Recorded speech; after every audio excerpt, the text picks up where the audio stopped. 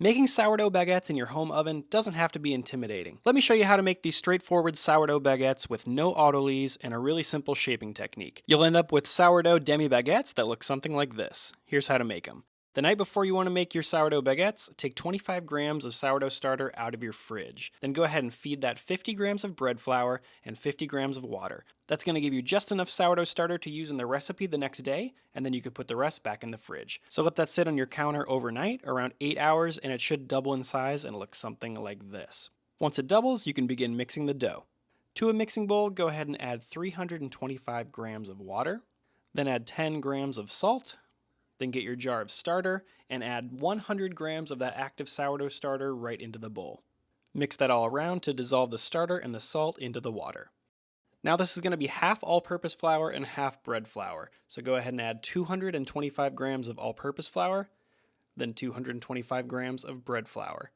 If you want to use all bread flour or all-purpose flour, that should be fine. Just go ahead and put 450 grams into the recipe. It shouldn't make too much of a difference in the final baguettes. For this first mix, it's going to be fairly easy. You don't need to knead anything because you're going to be doing gentle stretch and folds later. So at first, just mix the dough together until it looks something like this. It'll be nice and shaggy. You basically just want to mix everything together until there aren't any dry bits of flour left. Then cover the dough up with a kitchen towel and just let it rest on the counter for 30 minutes. 30 minutes later, it's time for the first set of stretch and folds. You're going to do 3 sets of stretch and folds in total with a half-hour rest in between. Grab an edge of the dough and just pull it straight up into the air and fold it over the center. Then give the bowl a quarter turn, stretch the dough up into the air, and fold it over the center, stretching and folding. Turn the bowl 1/4 turn again, stretch and fold, and turn the bowl one more time and give the dough one more stretch and fold. Cover the dough up with a kitchen towel and let it rest for 30 minutes on the counter. 30 minutes later, it is time for the second set of stretch and folds. This time the dough is going to feel a little bit smoother and hold together better. So grab an edge, stretch and fold. Grab the next edge, stretch and fold. Quarter turn, stretch the next edge of dough, fold it over the top, and you should have one edge of dough left, so stretch it up into the air and fold it over the top of the dough. Let it rest for 30 minutes on your counter. A half hour later, it's time for the last set of stretch and folds. This one should be the easiest, and the dough should feel really smooth, and it'll hold together very well. So give this dough 4 stretch and folds, just like you did the first 2 times. At this point, you can let the dough bulk ferment or rise in the same bowl that you mixed it in, or you can move the dough to a glass bowl greased with a little bit of olive oil. That's what I'm doing. It allows me to see through the sides of the bowl and see how much the dough is rising. So once I've got my dough in there, I'm just giving it a few stretch and folds to make it smooth on the one side, and then I'm going to flip it over, put the lid on, and let this rise at room temperature until it pretty much doubles in size. On this particular day, it took my dough about 5 hours until it looked like this. Your dough might take less time or more time to double in size, depending on the temperature of your kitchen. Oh yeah, and there were some nice bubbles too.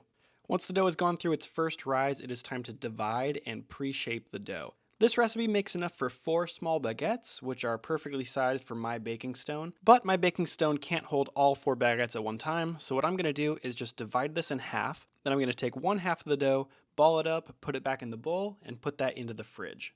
Once I'm done baking the first 2 baguettes, I can take the refrigerated dough out of the fridge, shape up the baguettes, and bake them. I could even leave the dough in the fridge for up to 12 hours and bake them the next day. So there are plenty of options.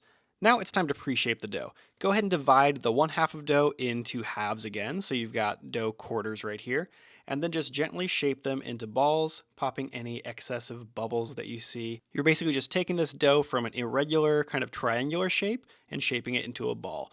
That's going to make this a little bit easier to shape it into a baguette shape later. So pre-shape both of these into balls, and then let them rest on the counter uncovered for 15 minutes. 15 minutes later, the dough will have relaxed a little bit, and it won't be quite as sticky on top, which is going to make these easier to shape. Time to prepare your counter for the final shaping process. Go ahead and just put a little sprinkling of flour on one part of your counter, leaving another part of the counter flour-free. Then make sure you have one sheet of parchment paper off to the side ready to go. This is where you're going to put your baguettes to proof, and it needs to be the same size or a little bit smaller than your baking stone so you know how long to shape your baguettes. Okay, here's one of the baguette shaping methods that I use. I call this the diamond method. I talked about it in my last video. Dip the top of the baguette in flour, so there's flour on one side and you've got a sticky side underneath. Then pull the edges of the dough, stretching it out a little bit, and then grab the opposite ends and stretch those out as well. You're basically making a square with 4 corners, or a diamond, just like this.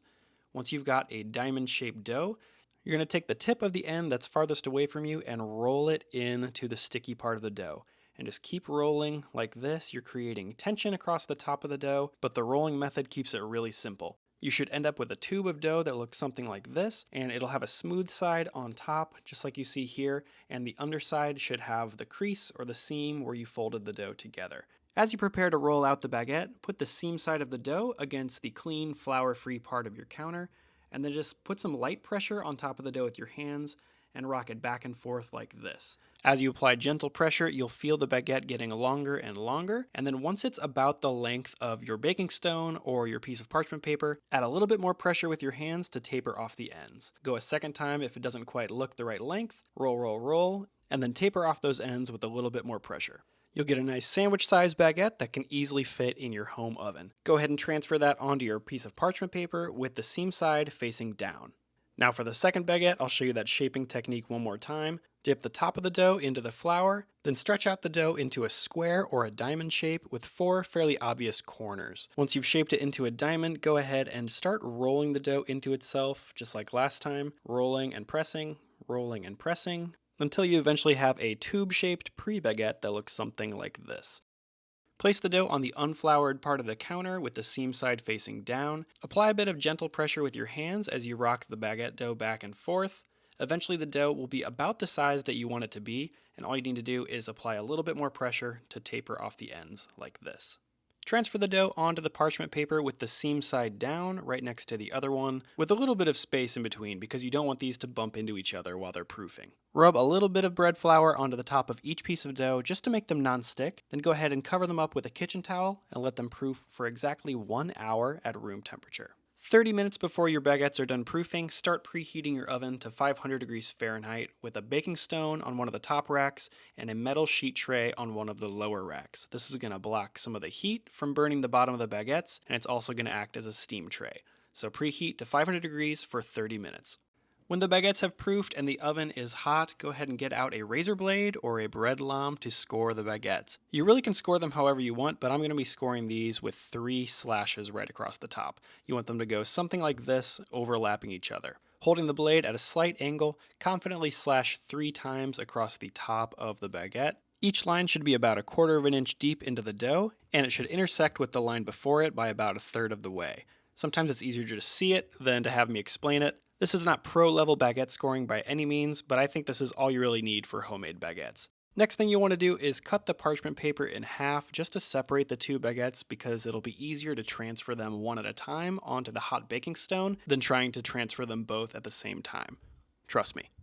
With your individual baguettes ready to go, just load them directly onto the hot baking stone like this. No need to use a peel, no need to do anything fancy. Just lift them up on both sides of the parchment paper and load the baguettes onto the stone. Last thing before you bake, pour about 1 cup of boiling water into that steam tray or sheet pan that you have under the baguettes. The steam will allow the baguettes to develop a beautiful crust while they bake. Bake these for 15 minutes at 500 degrees Fahrenheit with steam. Then after 15 minutes is up, go ahead and remove the steam tray. You might not even need to if there's no water left in the tray, but remove it and keep baking for another 5 to 10 minutes until the baguettes have a nice brown color that you're happy with. Some people like them darker than others, so you might prefer 10 minutes instead of 5. With the baguettes baked to your liking, go ahead and move them over to a wire rack to cool. Before slicing into my first 2 baguettes, I actually decided I wanted to bake off the rest of the dough that was in the fridge, so I followed the same process I did with the first 2, pre-shaped them into balls, then I did the diamond shaping method for the final shape, roll press, roll press, roll press until I had a nice tube of dough.